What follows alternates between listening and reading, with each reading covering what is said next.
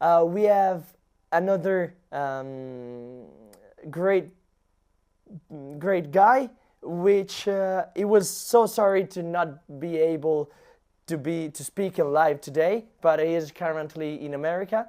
His name is Seth Godin, and we have a little video from him.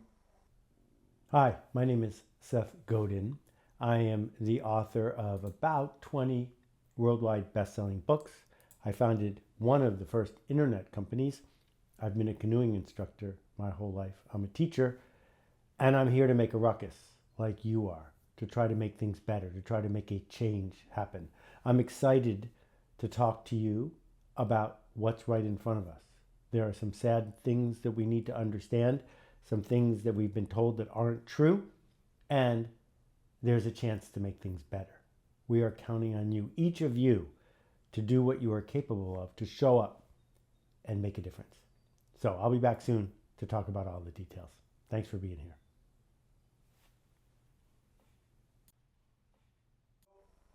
Here we go. So Seth is an American bestseller author and Carbon Almanac founder.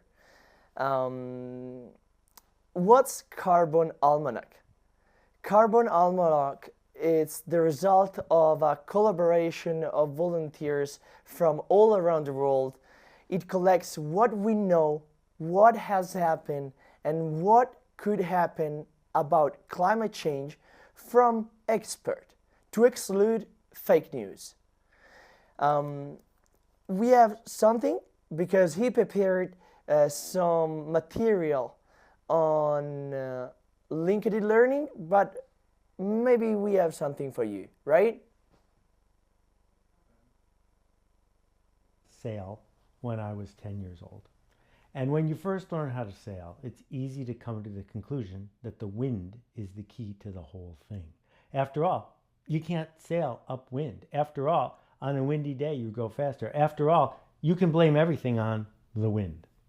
But what you discover after just a couple sailing races is it doesn't have a lot to do with the wind. A good sailor beats a not very good sailor almost every time. A good sailor figures out how to tack and go upwind to take the boat where they want it to go. The reason this matters is that when you're coming up in the world, when you're becoming an adult, it's easy to blame the wind. It's easy to look around and say, well, this is the way the world is and I'm stuck with it. And I'm here to tell you, to insist to you that we need you right now to tack upwind, to change things. There are two lies that we need to start with. The first lie is carbon footprint, that your personal behavior is the secret to what's going to happen to our climate. Your personal behavior matters, but carbon footprint was invented by British Petroleum to trick us into thinking that we should feel guilty like hypocrites and that we shouldn't do anything to upset the 100-year regime of pumping oil out of the ground and burning it cheaper than it should be burned.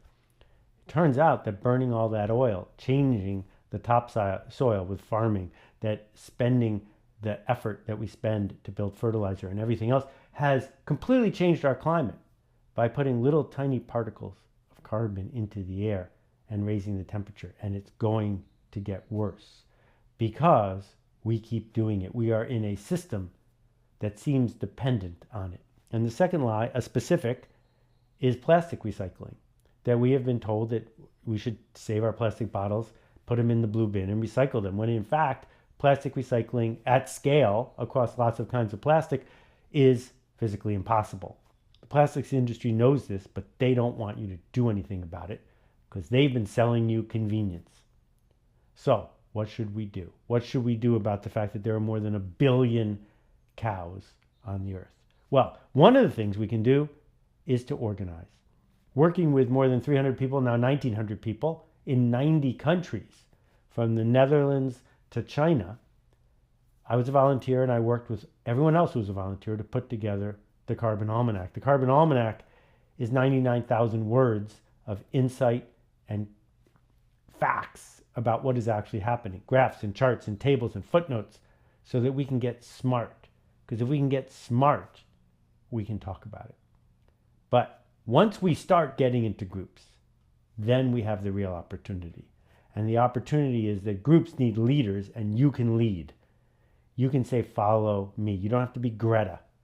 You don't even have to be me. You just have to be someone who wants to show up and say, I see this. Who else sees what I see? Here in the United States where I live, a simple example is leaf blowers. A leaf blower run for an hour spews as much carbon as driving a car 5,000 kilometers. That's insane. Why aren't they against the law? They're not against the law because 100 people in one town didn't come together yet and sign a petition. That's all it would take. 100 people in a small village, 1,000 people in a city. That's all it would take. Who is going to show up and say, follow me? Who is going to tack upwind and say, we need systems change? Do they have Meatless Monday at your school, at the cafeteria where you work? One day a week where they don't serve anything that comes from a cow? Because implementing that isn't as hard as it sounds. It just needs someone to show up. You don't have to be an expert on climate change or on how the environment works. You simply have to show up and say, why don't we try this? And so, as we think about this beautiful planet that we live on, as we think about the winds that blow and the seas that rise and fall, we have an opportunity to realize that the wind is not the whole thing. That in fact, the whole thing is human potential, is our ability to do something significant, to show up with other people, for other people, together, to show up and say, I may not know all the answers, but I have some good questions. We shouldn't settle. You didn't have the upbringing you had. You didn't put in all the work you've put in so that you can settle, so that we can just sit and be sad about what happened 20 or 40 or 80 or 100 years ago. Instead, what we can do is make systems change happen. It could be as simple as ordering 5 copies of the Carbon Almanac, which is available in Dutch and Italian and languages around the world, and just giving them to people.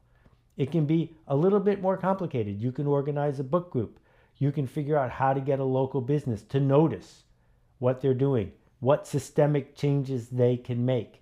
You can figure out how to get people talking about what we need to do together to make things better. The subtitle is, It's Not Too Late. And it's not. It's a crisis. It's urgent. We have to do something. But here, right now, this year, not yet too late. And you, this generation, people who will not settle, who are ready to stand up and lead and say, follow me, you are the ones we are counting on to make a difference. So thank you for making a ruckus. Thank you for being here. I can't wait to see how you make things better. Thanks.